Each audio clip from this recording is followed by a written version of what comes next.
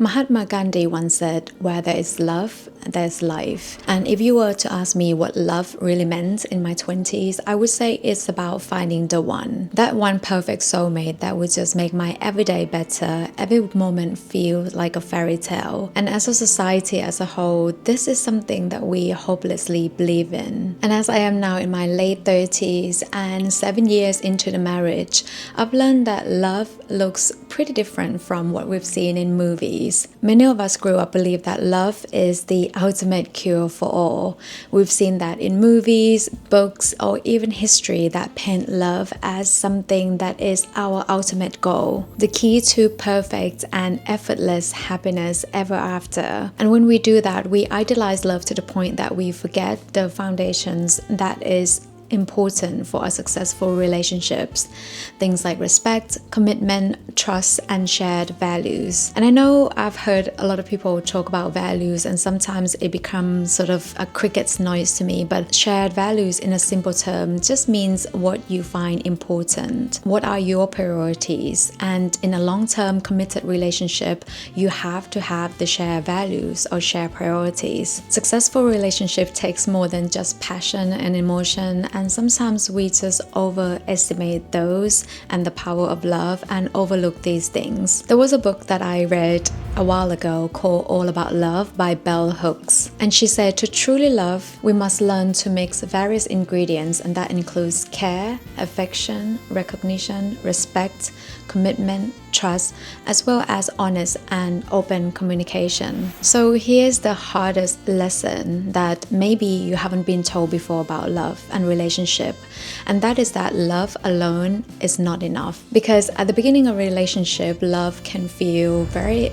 consuming, can feel exciting. There's a lot of passion and a lot of deep connected emotions, but over time those feelings will shift. Life will happen, and there will be stress, responsibilities, there will be financial struggles, there will be hard decisions, there will be hardship that you never expected, and these things will test your relationship in the way that love alone cannot withstand. But saying that love can definitely bring two people together and create something beautiful, and that's only because there are other ingredients in a relationship apart from love. It is a daily choice to show up, to support, to communicate, and to commit to the union that you partake. But okay, maybe you learned that already. Maybe you learned that the hard way in your previous relationships. But here's the thing that most people don't realize, and it is less talked about, and that is flexibility is one of the most critical yet underrated traits in a relationship. Now let's say as a couple you have to make a decision together.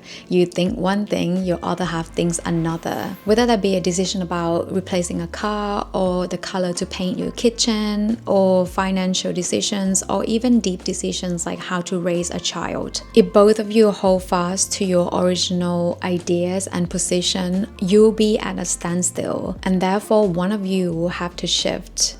And one of these three things could happen. One person is always adamant and another person will have to always give in. This will certainly lead to resentment and imbalance in a relationship over time. Another thing that could happen is you compromise. Maybe you both each take turn to make a final decision on certain things depending on your strengths and where you have experienced the most. This may lead to resentment depending on what it is and how deep of the decision it is. But the third one is both of you be flexible. You have an open discussion, listening to others' point of views, and trying to come up with a solution that will benefit the both of you. You both understand that it's really not about winning or who is right or who is wrong, but about finding a solution that both of them can work together. I have observed many successful couples in my years, and also unsuccessful couples such as my parents. And the common theme amongst successful couples that I have noticed is exactly this.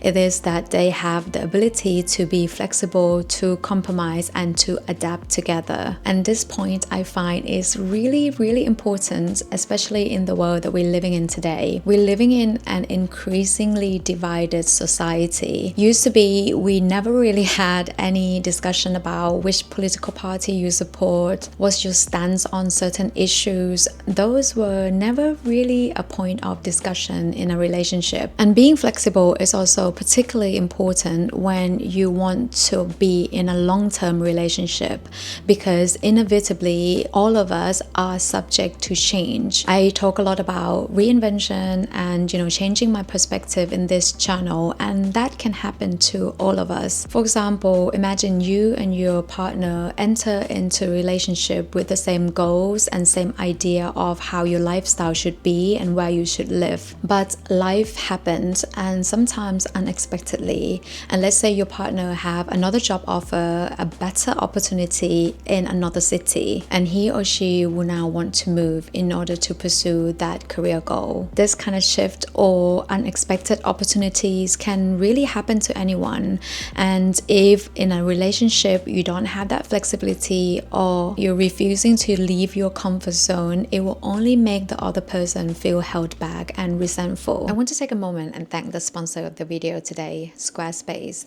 Now, when I started building my first website, I had zero knowledge in website creation, but nothing beats how quick and easy Squarespace is. You can build a whole new website from scratch in just under 15 to 20 minutes, and that website will look good because Squarespace offers design intelligence and also templates that you can choose from, but still customizable to your liking, so you can have a beautifully designed website. And if you are an aspiring content creator looking to sell digital products, Squarespace makes it very simple too for you to be able to upload your digital products, sell it on your website, and then get paid. You can start monetizing your digital products in just a few clicks. So if you've been thinking about creating your very first website, now is the time.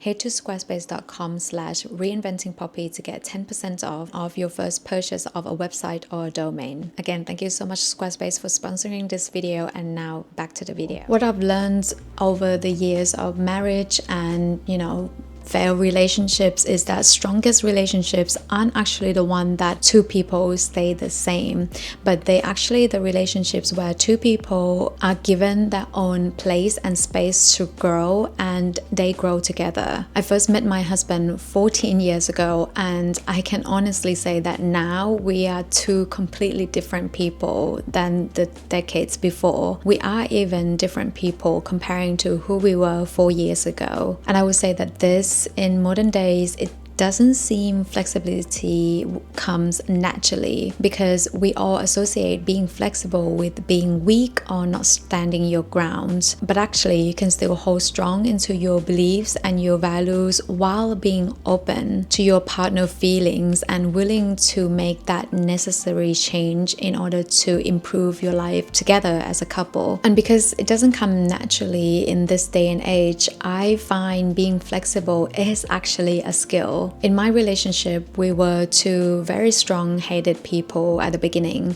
but over the years, we've learned to listen to others' point of view, lower our pride, and really let go of the attachment to the ideas that we had before. So it is a skill that can be learned. So if you're not good at it yet, don't worry, you can still learn this skill. But I also have to say that sure, being flexible is important in a relationship, but there is a huge difference between healthy compromises and unhealthy sacrifice.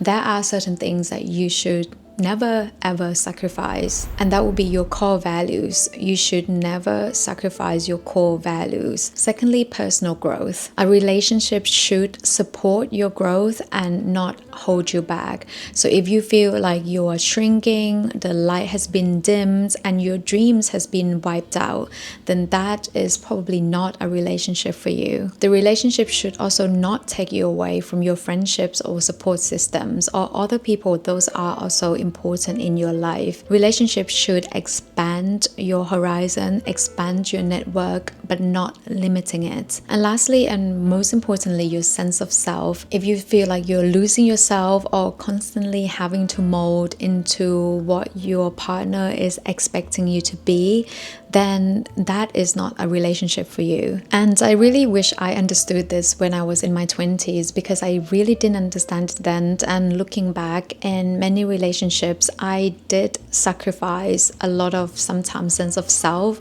and a lot of my friends' circle in order to just make the relationship work. So yes, be flexible, but always know and understand what you are sacrificing. Another harsh truth about love and relationship that I really wish I knew in my 20s was that love is not the only most important aspect of your life. We grow up hearing that love is everything. When you find the right person, that person will complete you. But I strongly believe, and some of you might come at me for this, but I don't believe that love is about two people completing each other. I've learned that a healthy relationship is not about two people filling each other's gaps. And of course, we all have our flaws and our shortcomings and, the gaps in knowledge, skills, experience, and whatnot. I'm not denying that. But a healthy relationship should be about two whole individuals coming together to create something more beautiful or something greater than themselves in the union that they participate in. And this means, as a person, regardless of your gender and your role in a relationship, you need to be able to know who you are. You need to be able to pursue your passions and standing on your 2 feet, whether that be emotionally, financially, or mentally. You should be okay to build the life that you want and the life that you love all by yourself without needing someone else's help to come along and make your life meaningful.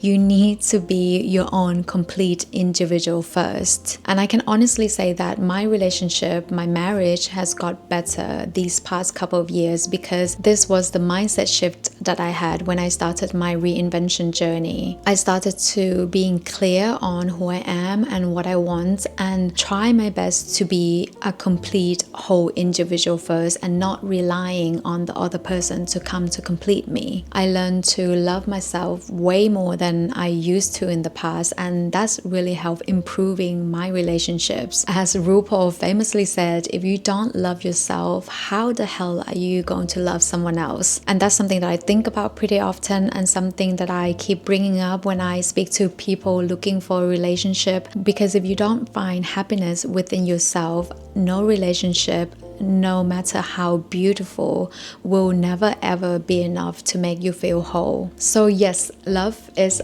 although important and powerful, it is not everything. Focusing on building the life that you love on your own first and find that person to come to make it even better, not the one who you will expect to complete it for you. I had contemplated making this video because I don't want to come across like I'm giving professional relationship advice, but truly, these are some of the valuable lessons that I really wish I knew back in my 20s. It would save me a lot of heartache, headache, sweat, tears, confusion, and self-doubt. Thank you so much for watching, and I'll see you in the next video.